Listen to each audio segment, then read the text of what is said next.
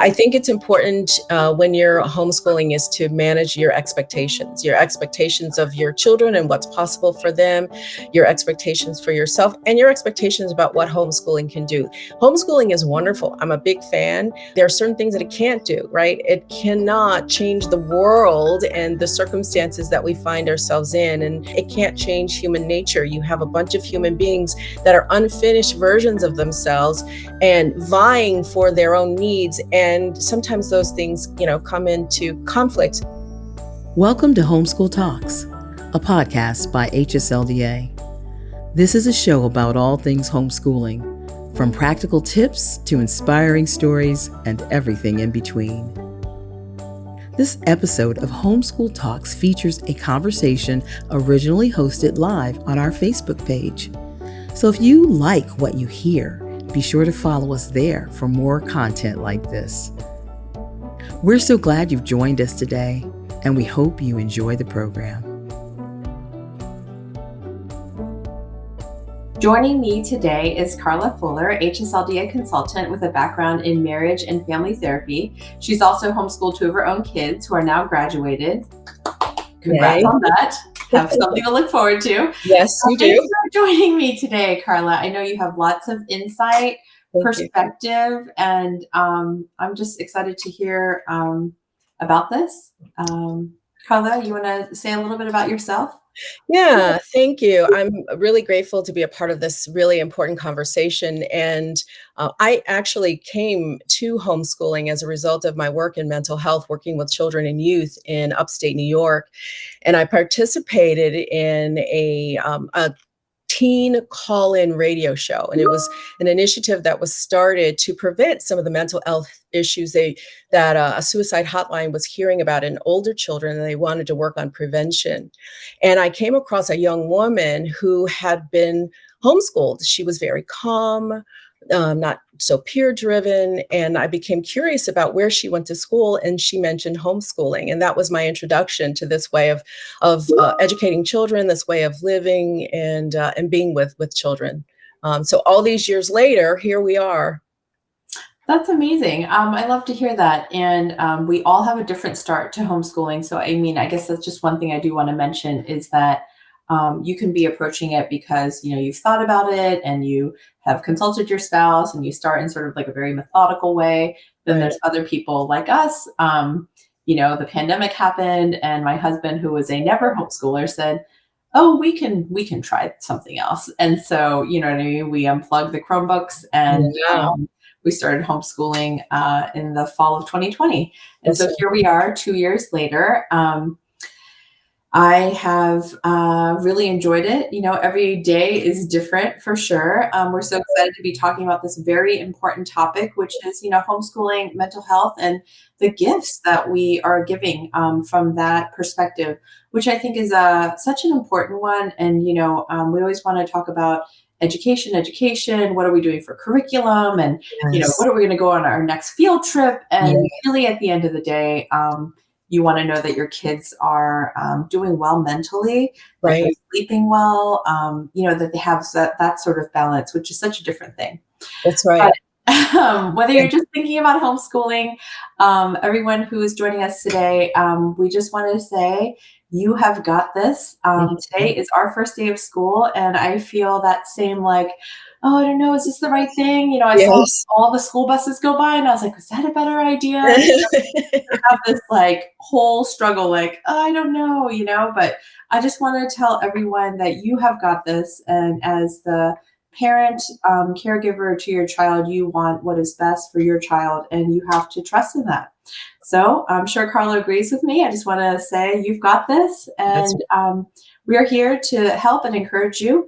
As I mentioned, my family just started homeschooling 2 years ago. I have a 14-year-old, a 10 and 8. So that's 9th, 5th, and 3rd grade this year. It's been a journey, and I'm going to, be really frank and honest today, as I always am. Right. And I just want to remind our Facebook friends to feel free to drop any questions in the chat, and hopefully we will be able to get to those very specifically. Right.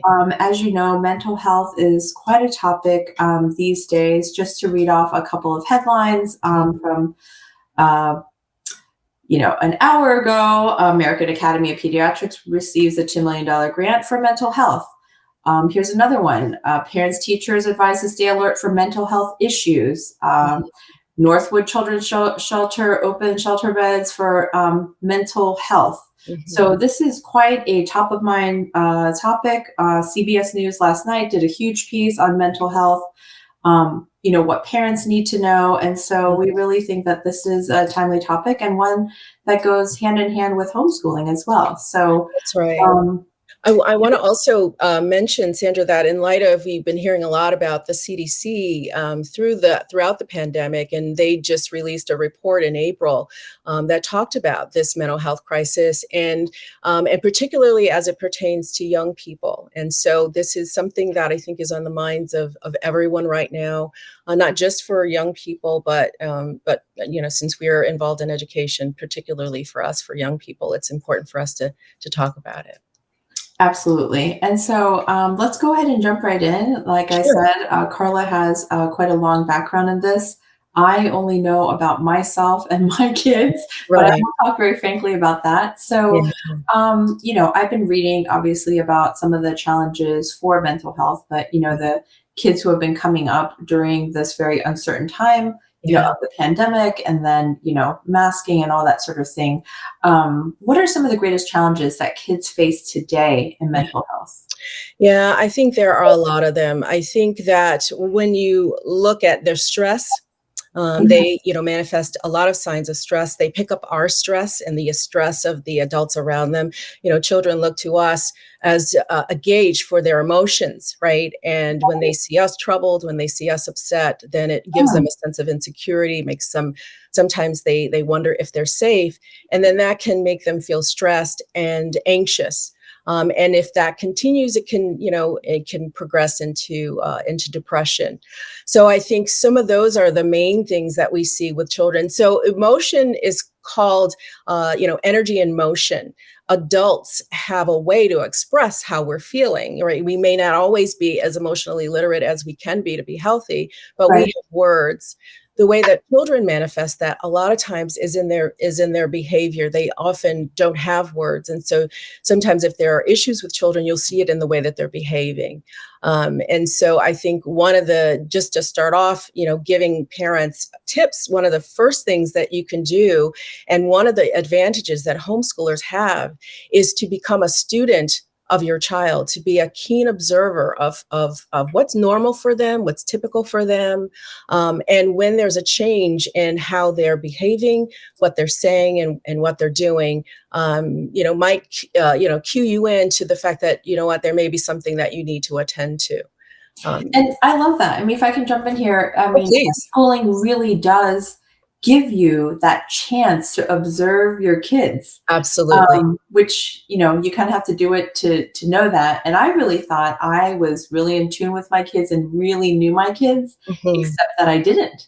Yeah, And yeah. that first year of homeschooling was a lot of deschooling, which is kind of like when you're stepping away from public school and trying to Right. go into a different way of thinking and a different way of That's life. right. But I know them. I call it macro versus micro. So I used to know them and I knew their Mhm, personalities and I knew all this stuff. But mhm. now I can see micro changes, or like if something isn't working, or it's like an eye flutter or a Right, gesture, right. or like, you know what I mean? Like they Oh, step over a absolutely. different way. And I think that it just provides that perfect time to have that conversation like, hey, Yeah, what is it about us sitting down and doing this math problem that is upsetting you? yeah, Because yeah. you seem like your demeanor has changed. And Eh, so absolutely. having that moment where we're able to kind of unwrap that. And they can say, I don't know, I really don't get this. I didn't get it yesterday, and now I'm really Right. worried. And you know Yeah. what I mean? So to be able to talk Yes, out at that time, yes. because a lot of times something will have happened somewhere, and Right. then many hours pass by, and then it comes up much later, and so Yes. you're not able to approach it or deal with it in the moment. Right. Right. And what you're talking about are two things. One is you're modeling stopping what Mhm. you're doing and Mhm. taking an assessment and asking a question. That's really important because, again, children learn, they're not just learning math and figures and names and dates, they're also learning how to live and how to interact with the things that happen in life. And so you take a moment, you stop and you ask the question, what's going on for you right now? That's Mhm. really important modeling for them to be able to then internalize that way of checking in with themselves. I have a quick story with my oldest son. I have a 24 and a 21-year-old who have all graduated and moving on with their adult lives, I can't for the even most imagine part. that, Carla, because I'm like, Teddy's 8. It's so far away. I know, it does, and then now from my vantage point, it seems like, oh gosh, it passed, the days are long, but the years pass quickly is the saying that I heard when I was in the trenches, with my Uh-huh. kids. But with my oldest, he had worked on a writing assignment, and my way with him and with his brother, pretty clear about what my expectations were academically, but to do so in a way that was kind of gentle. And I Mhm. was, talking about this paper, and his demeanor changed. And I Yeah. noticed. And so I stopped and I said, what's going on with you? He wanted me in that moment to be mom. When a kid comes home from school with a paper that they've written and a good grade or something, they want us to display it on the refrigerator. They want us to be proud. I was critiquing him.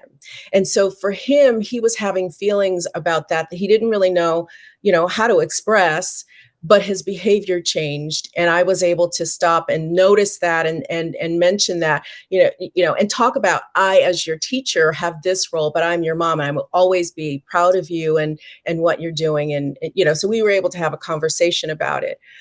So I think that's really important. That's one of the first things I think that parents can do, no matter how they're educating their children. But particularly when you homeschool, because you see, when you teach someone anything, you learn them in a way that you just don't know necessarily, no matter how much you love and care about them. It just brings another dimension to your knowing of your children and who they are as people. Agreed, agreed. And a lot of it's fun stuff because you're gaining that knowledge with them. Or Right. if you're like me and you're like, let me go back to my dusty math file cabinet and let's try to work that problem out on my own because when you're trying to do it with them and then you're not coming up with the right answer, Yes. you're like, oh, yeah, that's just not the way. But it's also like you said, I guess what I'm learning here at the top of my third year is that at the end of the day, it's the relationship, right? Because Yes.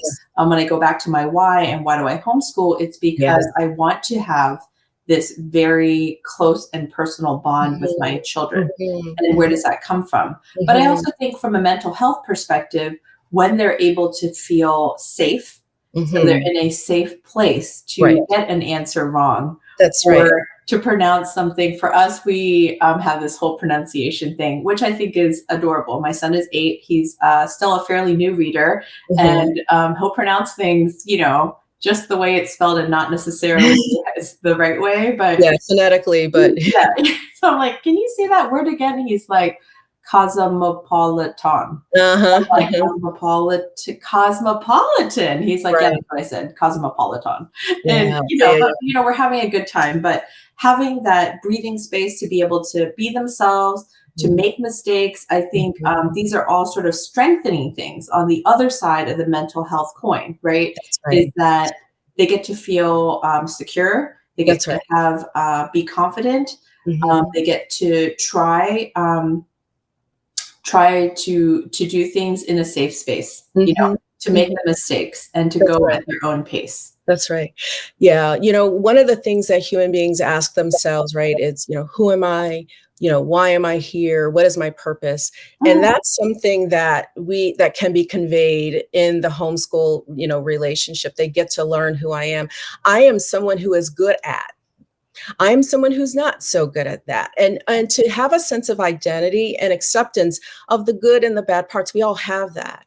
And you started our time today by saying, what, I'm just going to be honest. That's so important, right? To be honest about, who we are, what our struggles are, and all that. And that's another thing that the homeschooling, relationship and time together, can do.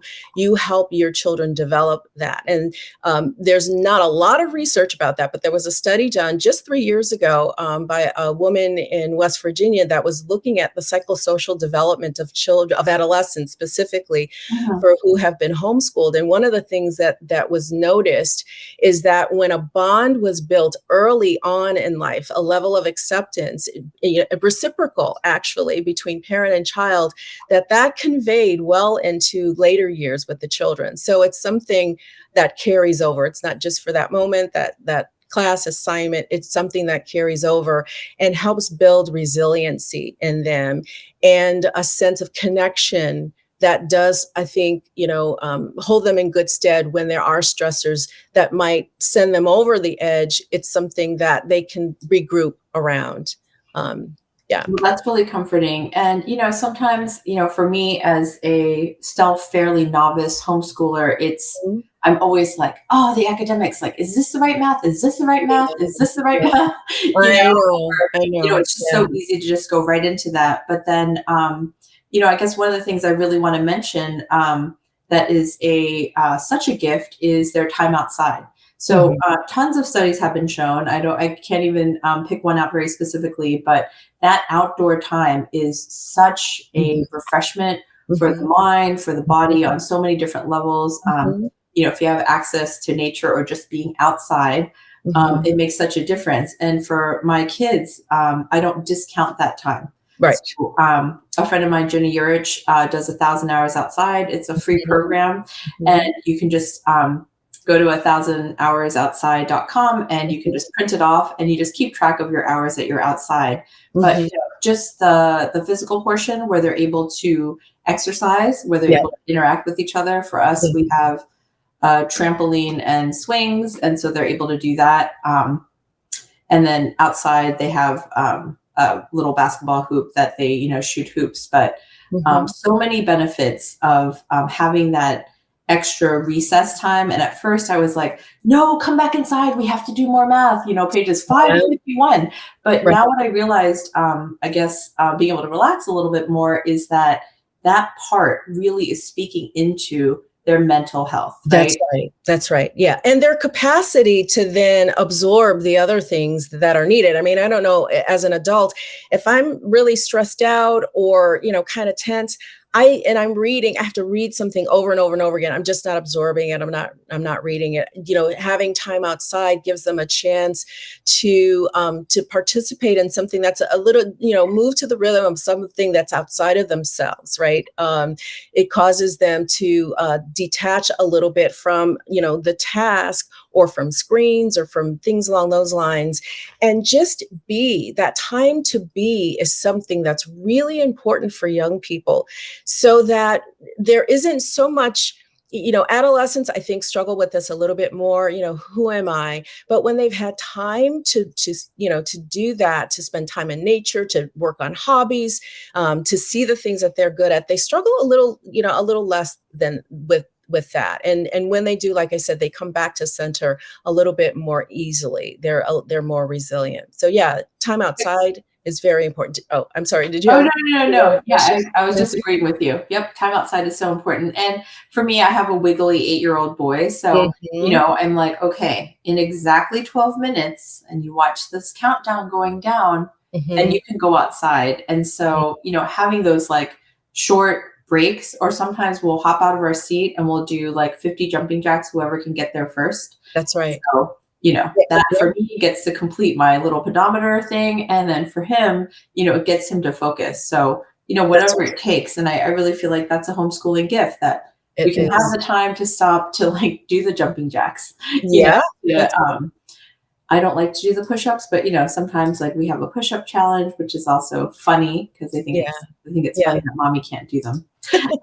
I think well, and I think it's, you do want to build some boundaries into the day, but homeschooling is sort of organic. It spreads into, to different aspects of family living. And one of the other benefits and gifts, as you call them, I like that term, of homeschooling, is that you can take those 10 or 15 minutes, or however you need to address that, and then you can tack them on later. So, the school bell doesn't ring at 3 o'clock so that your children have to be done with something. There are ways that you can still get all of those things accomplished. I think that's really important. What you have is the benefit of time. And we all get the same 24 hours, but we can use them in a way that benefits us and benefits our children. And that's a really important benefit of homeschooling. Absolutely.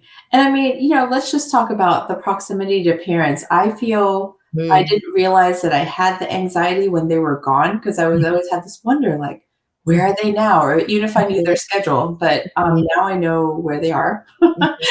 In the other room. Right. And, just finding that rest in that. And I think Yes. children feel comfortable being near their parents. And it Yes. sounds really funny to point that out.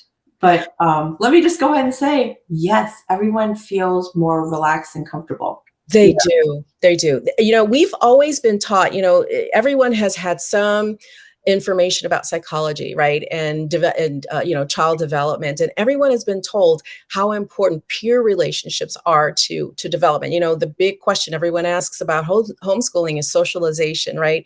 Right. And there are some, researchers who have found that the big determiner of identity and a sense of value actually is imparted to them by parents. That time with parents is sometimes a bigger factor than time with peers, who, as valuable as that is, don't necessarily have a mechanism for the kind of things that we're talking about. Another child doesn't have the wherewithal, the language, the understanding to be able to say, I notice that you're not eating as much, or you're a little wiggly today. What's going on? Or, whatever it is that a parent does, So I think that time with parents is really, really important.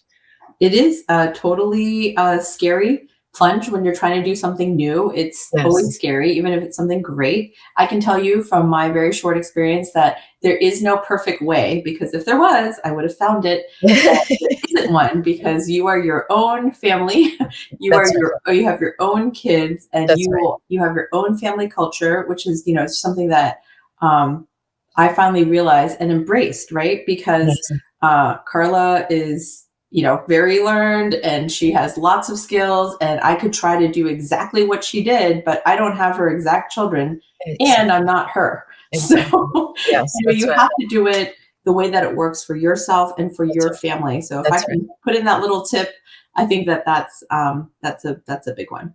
Yeah, it is. It is. It's very important. There are subject matter experts, right? But Mhm. you are the expert of your family and your children. And that's one of the things that I really encourage parents to really own that role as an expert. Obviously, seek outside counsel when you find that you're up against something that's beyond you and beyond your ability to address. Of course, want to make sure that that happens. But in terms of who your children are and the ways that are best for them to learn, that's an individual family thing, and that's a blessing of homeschooling. It's optimized for them. You can curate their education.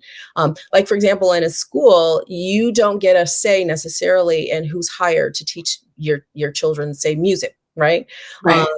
But we were able to choose our children's music teacher, and so that that's just a little example of how you get to use your knowledge of your family and your children, and to build an education for them that is optimized for them as much as possible.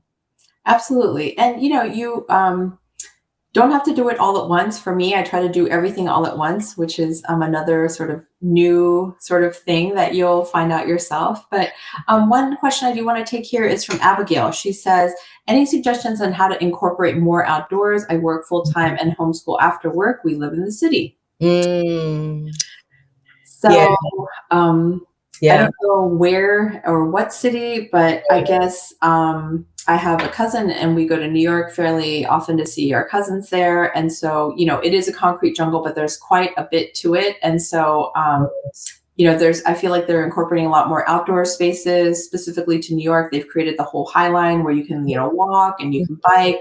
Mhm. Um, Obviously, the park, if you can get there, that sort of thing. Yeah. People think of the outdoors. Well, for me, very specifically, like it's like these woods, like out Right. there, Yeah. but it's really just outside, right? Taking away from your inside and Yeah. going outside. Just breathing in fresh air from outside, getting a little bit of sun, seeing what's going on. They also then build their skills of observation by, looking at the neighborhood, perceiving, where they live and who's around them, and that's really important. So if you can't take big gobs of time to go outside and do during the day, then perhaps weekends, things along those lines can, potentially find a way to build in that outside time, maybe on the weekends. I know that weekends for a lot of working people and homeschool people tend to be, laundry and meals and running around and errands and things that you couldn't get to,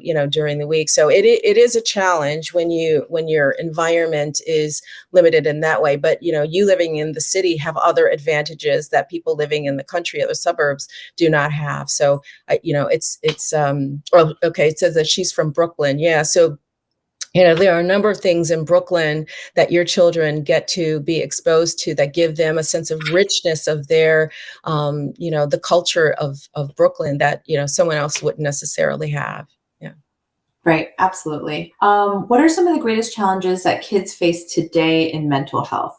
Right. So, I mean, I guess for me, having a teen daughter, the first one is just all the expectations of looks and Mhm, being able to, have go up to a certain standard.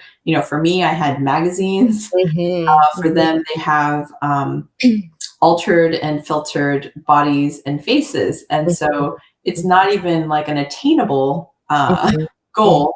It's one Right. that is completely That's right. fictitious. That's And right. so within homeschooling, I was able to limit that kind of time or access to that. And then Mhm, also be able to speak in a lot of truth in that, mhm.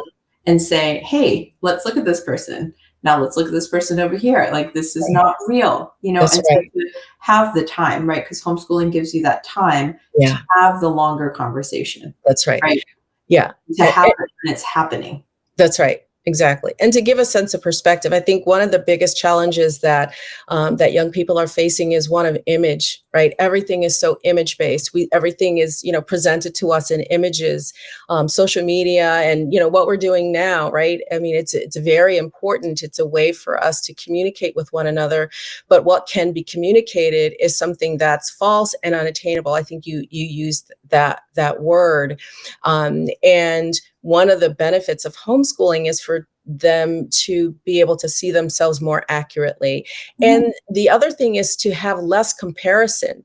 When a child is in a more traditional learning environment, they're constantly being compared to each other, even if they're not literally, people are not pointing it out. Sometimes they do, but they're looking at other people and finding if they measure up or not. And Mhm. what one of the things that social media does is everything is wonderfully presented and staged in such a way that none of us, adults or young people, can measure up to.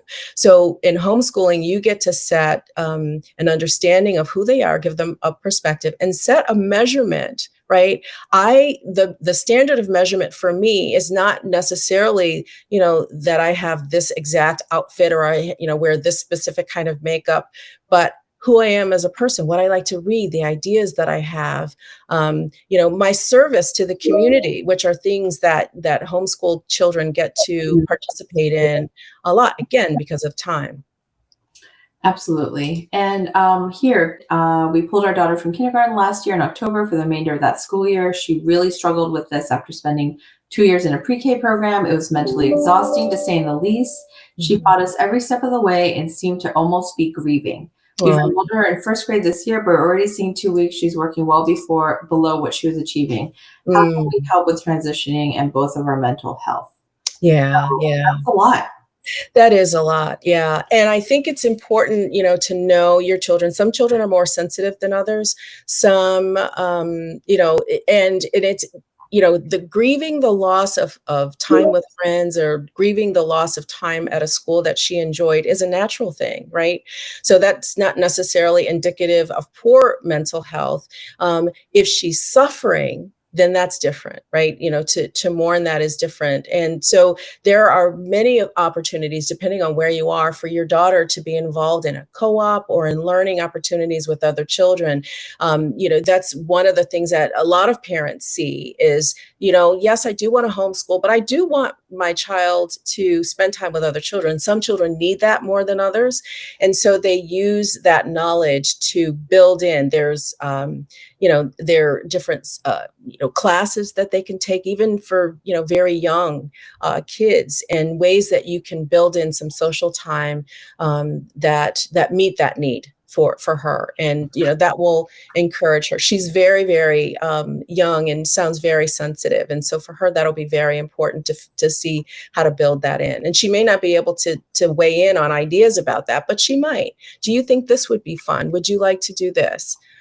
The other thing I think, oh, I'm sorry, Sandra. Oh, no, no, no. Go ahead. Go ahead. I was just going to say, I think it's important. We may have said it already, to ask them the question. I noticed that. I noticed that you seem sad. Or I noticed that you used to know how to do this, but you don't anymore. Mm. And kind of be a detective. Help get them to participate with you in being a detective about what's going on. The other thing I will say about cognitive development and also achievement in school is that it's not linear. It doesn't go up with grades. Sometimes in different subjects, you'll have a spike in, aptitude in certain areas, and then there'll be a drop off sometimes. And so you have to look at that over the long haul. And that's Mhm. one of the other things that homeschooling gives you the advantage is of being able to address those things, see them in a longer context, and then build in any remediation that you need. There's always time, especially with someone as young as your daughter. And you were talking about that, and it just made me think of the fact that I love and hug my kids, and that gets to happen all day long in sort of a natural way, right? Because I'm working from home, so I'm sitting here, and then they'll come by and like give me a hug, and I feel like that the physical touch part with my children and just letting them feel okay about things, Mhm, the being able to deal with things mhm. on the minute as opposed to waiting Yeah, all day long where they may have dealt with something and then forgot about it. right. You know what I'm talking I about? do, I do.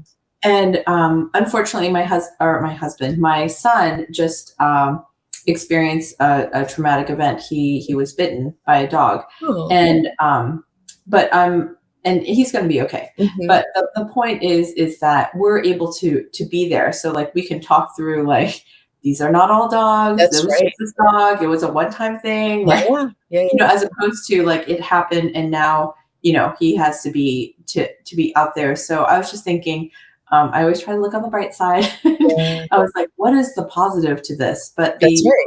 Yeah, positive is that we are there and that we yeah, can talk through it, and that absolutely. when he has these thoughts we're able to be there.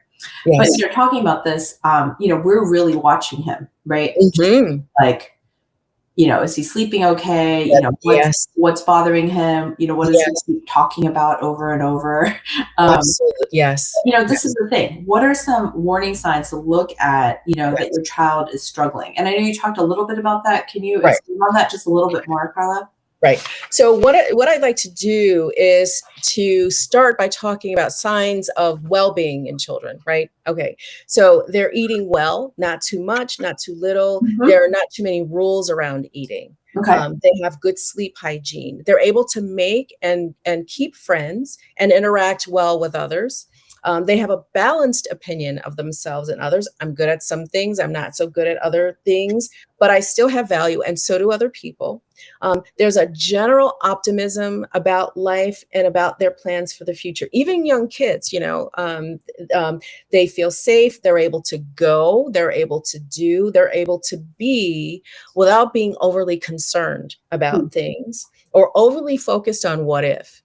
The other thing is they can express enthusiasm, and they can exert appropriate control over their environment and their bodies. You talked about your son being wiggly, but does he have the capacity to, rein it in at times, when he needs to? That's something that should grow over time. Are they curious and are they talkative? And as you said, what kinds of things do they typically talk about? Can they communicate, their feelings, or do they ruminate over ideas, right? That shows that they're really fixated or focused on something. Uh, Right. right, exactly. Yeah. Usually Are it's they, I'm basketball. sorry, please go ahead. Huh? Usually it's my son, and I'm like, "Can we talk about something Something other other than than basketball?"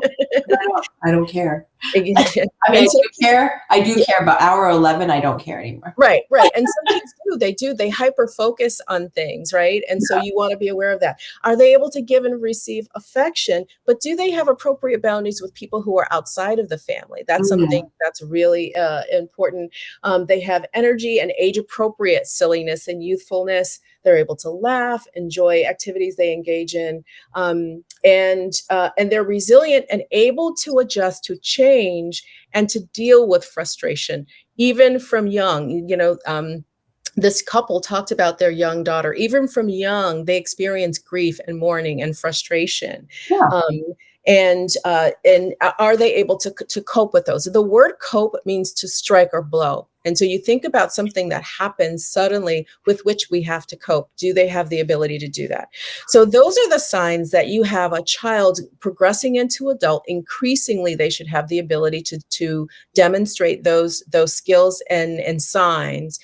And then there's a problem when there's a change. And that's why it's important to be an observer, to be an expert, a detective about your child so that you can see, what, this is different.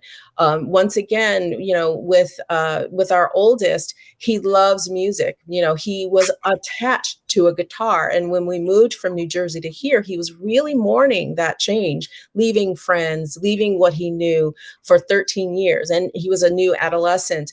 And we didn't see him with that guitar, right? And so we knew that there was something going on. Mm. And like you said, I love that. I'm a detective about my child, and so I have one that obviously attended public school, and she mourns the loss of that. And I don't bury it. I say, it's different. We're deciding to do something differently, and what would you like to do? And so I think Mhm. it's very odd for her to have the choice of picking the science. Are we going to do junior Mm. anatomy? Are we going Right. to do physical science? Are you going to Yeah. do earth science? Are you interested in, that sort of thing? And so I put the books out and I said, you guys can look at this. You Mhm. can decide. And it was just Mhm. like a very bizarre idea concept for them. It it is. Frankly, for me too. Yeah. Um, Yeah. but they're in the younger years. It's really about exposure and fun. So making That's science fun and things like that. And then she right. picked, and I said, okay. And I said, what would you like our homeschool to be like?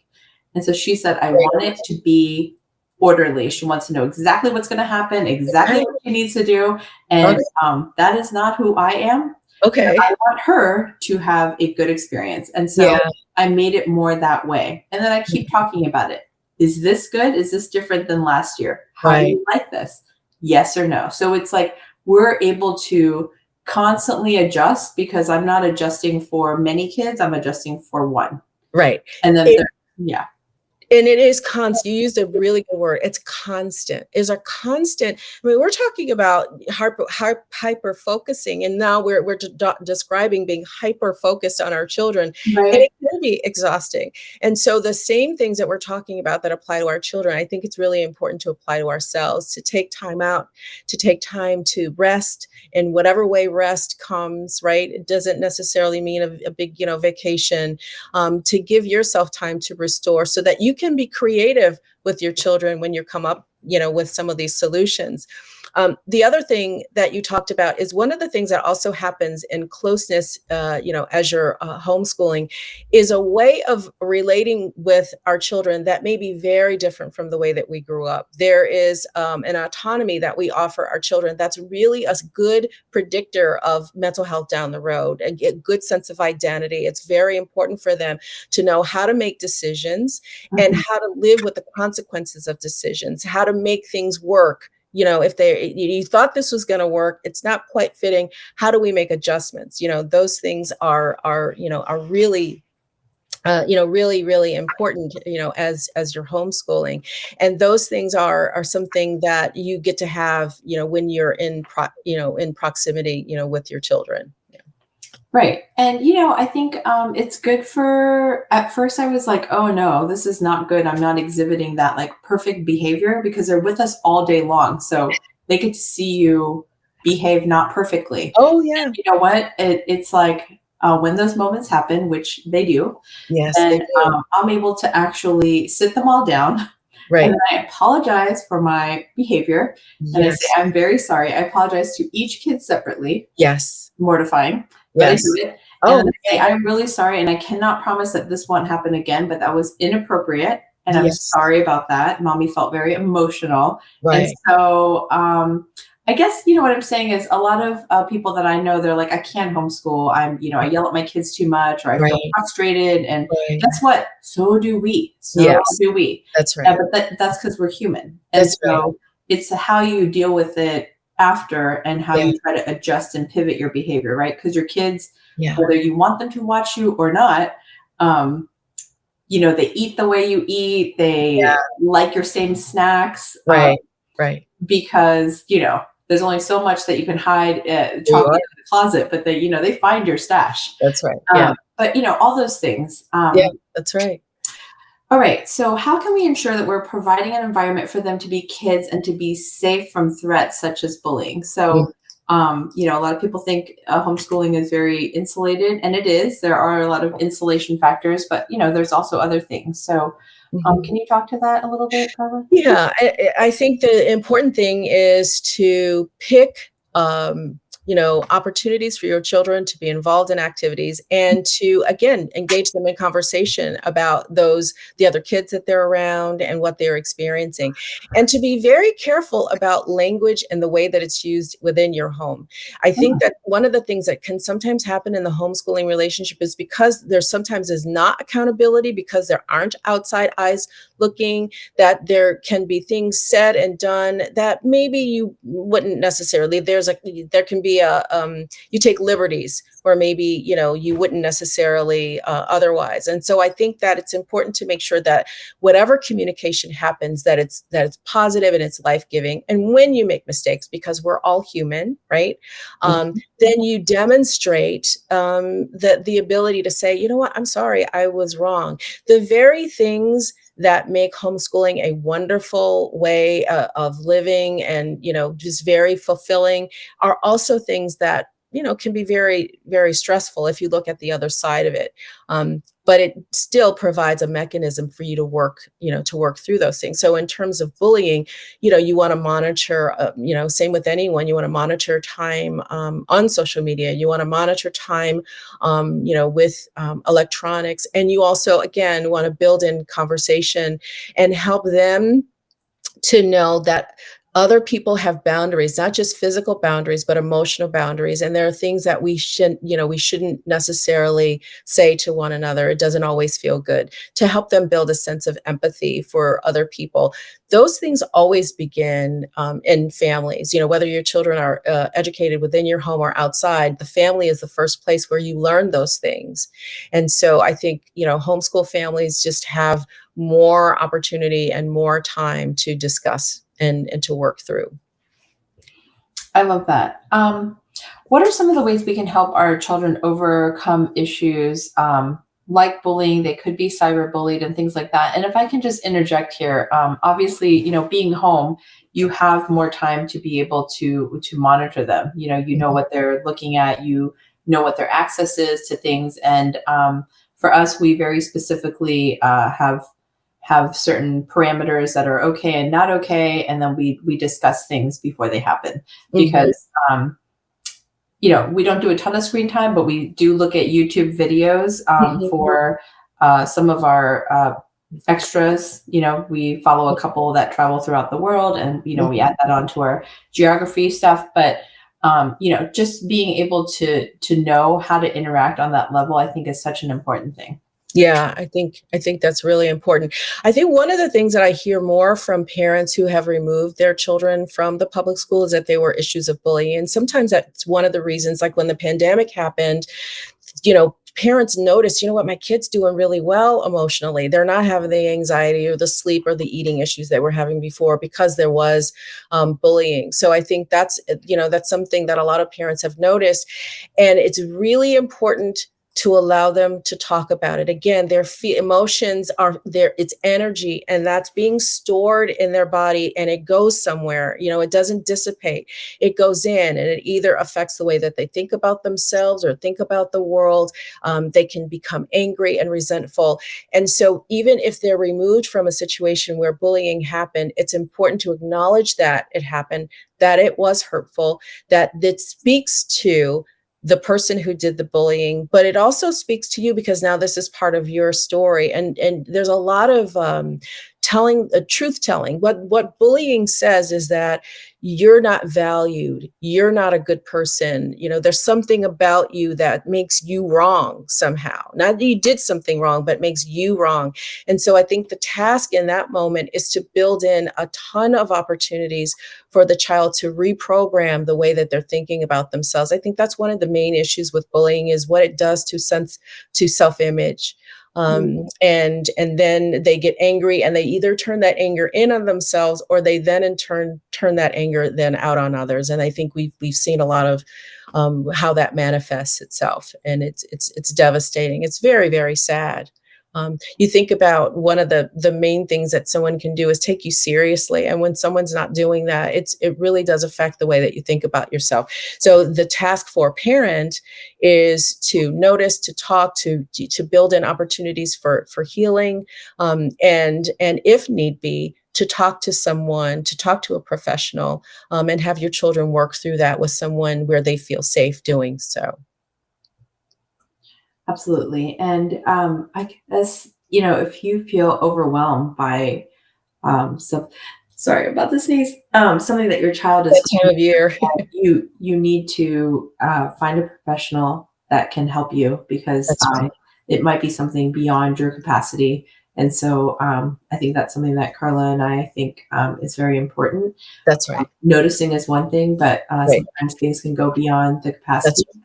that's right. Um, I guess another thing I want to mention is that there's a lot of questions in the comments about curriculum, Oh, state laws, oh, about just all sorts of different things. And I do want to mention that HSLDA has done a series of webinars with experts on these topics. It's If you go to www.hslda.org/webinars, you can go and listen or watch. We have about probably 50 plus at this point.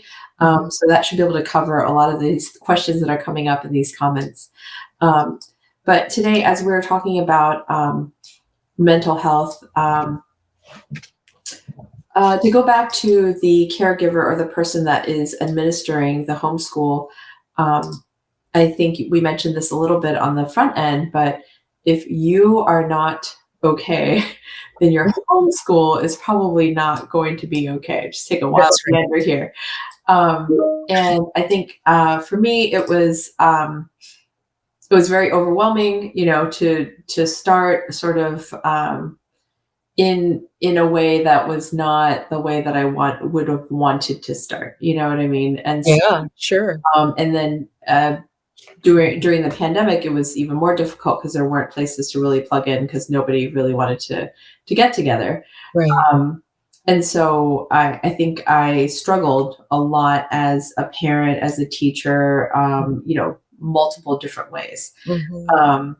But it all got quite a bit better, being able to plug in. And Mhm. so, you should never be an island in homeschooling. I think that that's sort of No, one of the kryptonite moments of yeah, homeschooling, because, a lot of times you just need, a friend or a mentor, and they yes. don't even need to do that much. Maybe Right. if you're far away and you can't really see people in person, I follow a couple of bloggers and Instagram Mhm. people, that like just put up memes like, "Hey, mom, you're doing a great job." And Absolutely. that is encouraging to me. Or Absolutely. I'm in, Facebook groups where it's Yes. fairly anonymous, but people will mention like, "Oh, I'm having trouble with this," and then people will say, "Hey, it's okay. This is totally normal." Yeah. So just having that community, I think, for the person who is providing Right. the homeschool, Yes. because the provider is the one that is providing the atmosphere of the homeschool. So if you're tense and you're anxious, Yep. then that is going to be your climate of your homeschool. And Absolutely. nobody wants to be in that climate. No, no, no, exactly. Yeah, I think it's important when you're homeschooling is to manage your expectations of your children and what's possible for them, your expectations for yourself, and your expectations about what homeschooling can do. Homeschooling is wonderful. I'm a big fan, but homeschooling, there are certain things that it can't do, right? It cannot change the world and the circumstances that we find ourselves in. And I think the pandemic was something that everyone, got to experience that. It can't change human nature. You have a bunch of human beings that are unfinished versions of themselves and vying for their own needs. And sometimes those things, come into conflict, with one another. You buy this curriculum, you spend a lot of money, you think it's going to work, and then it doesn't, right? Or your Oh, children, yeah. yeah, it Maybe sounds the like you have an curriculum experience with that. doesn't do all the things. It's It not doesn't do it's not it doesn't do automatic. That's right, it doesn't do all the things, exactly. Well, yeah, exactly. It's like, "Wait, you mean I have to do this, this, this?" And because you decided to educate your children in this way, you not only are accountable to yourself, but you may be accountable to others who are watching, family members or others who may not understand your choices. So Right. you're experiencing a lot, right? As the one who's providing, and that's very stressful. And that stress sometimes does get translated to our children. And so, bringing our children home to homeschool doesn't, necessarily, it might protect them from some of the dangers and things out there, but who's going to protect them from us, right? If we're not okay. So it's important that we're okay. And one other point is I think our sense of community has changed now with the pandemic, right? You build Mhm. yourself into a sense of community, even with people that you haven't necessarily met in online, or there are different online therapy opportunities. There are apps even that are being Right. developed to help people check in with themselves. If you don't have a friend who can do that for you, or a partner, or someone who has the ability to do that for you, if you don't have the funds necessarily, mental health unfortunately can be very expensive. So there are opportunities through apps and through online providers that give a low cost way for you to take care of yourself, demonstrating that self care so that you can then be present for your children and model for them what that looks like. Um, that is absolutely true. And what is the saying? You can't pour from an empty vessel. Absolutely. And so, for me, I guess this year very specifically, it is intentional. That Mhm. is my word, and Mm. not just kind of going about things to do things, or just really taking that time to observe, Mhm. because in that I can see, where things are happening. And, I play the violin. My 10-year-old has just started playing the violin, and it's Mhm. not an instrument that you just pick up. Right. Anyways, she sort of enjoys it, but it's hard for her to approach me as the teacher, because she has a teacher and I'm not a teacher, but I play the violin. And so, we're able to take that time, and I'm like, I know that I'm not your teacher, but I Right. know how to play the violin and I know what this is supposed to, so I need you to, like take that moment. But I'm akinning this to sort of, she got upset. She was Mhm. like, I know how to do this. That sort of Mhm. thing. But at Mhm. the same time, so we had a moment, and, Yeah. Yep. she got upset. And then we were able to resolve it within probably a 30-minute period where she got to cool off. Right. Got to cool off, and then I got to meet back up with her, and I said, "Look, I'm sorry, that mommy," whatever. I think I yelled at her or something like that. But And she's Right. like, yes, that made me very upset. And I was like, okay, well, you need to understand that it makes me upset that you're not letting me help you because Right. this is an instrument that I'd like to play with you one day Right. in the future. Yeah. Okay, mommy. And so, you know what I mean? Just sort of Yeah. when you say modeling that, like we're all human and there is no perfect homeschool mom. You know, Mm. so you may see them on Facebook and on Mhm. Instagram and on whatever, all the Yeah. different apps. And Right. you may like start believing like, look at all these people. But just remember, Right. they're putting their highlight reel out there. And that Absolutely. is, they're not putting in, we call it the beige dinner, but Yeah, that's right. all my friends think that I'm cooking these gourmet meals all the time. But yeah, sometimes I'm not there and Right. they have Right. like dino nuggets, That's right. box macaroni and cheese. Yes. What are the Yes. three beige things? We call it the beige dinner. Um, but just know that the truth of homeschooling is that you are pouring your truth, your family culture, and Yes. then that you're modeling that behavior the best that you can. That's right. And your children are looking to you because you are the parent, the caretaker of them. And Mhm. so give yourself grace. I would That's right. say that. That's what That's people always tell me, and I it's didn't. true. You should. Um, and if you are stressed, one of the beautiful things about homeschooling is that you can take the rest of that day off. Yeah. Guess what? Math wasn't working. The science That's right. experiment like messed up your table. That's right. Lunch got burned. Like, you know what I Yeah. mean? It just sometimes it turns into one thing is another thing is another thing. Well, Right. guess what? You can stop. You can just tell the kids, like, hey, you guys can take a break in your room and listen to some music, or you Yeah. guys can listen to an audiobook, or if you Right. really feel like making mommy smile, you can read a book. But we Yeah. all just need to like go apart and we can come together later. Yeah. Yeah, sink full of dishes. That would be another, stressor for me. And then um, for me, I was able to finally figure out what my stressors were, which is Right. waking up to a night, not a tidy house, because Mhm. I just felt like I didn't know where to start from. Sure. So Sure. for me, my children are supposed to help, but even if they don't, like Mhm. I'm able to go downstairs and I know that we're starting from somewhere, Right. and so Yes. find out what your stressors are and then try to approach those so that you will not be stressed, whatever that may be. Maybe Yeah. that's a food thing. Maybe you don't want to prepare food, so you spend a little money on that. For Right. me, rotisserie chicken is my best friend.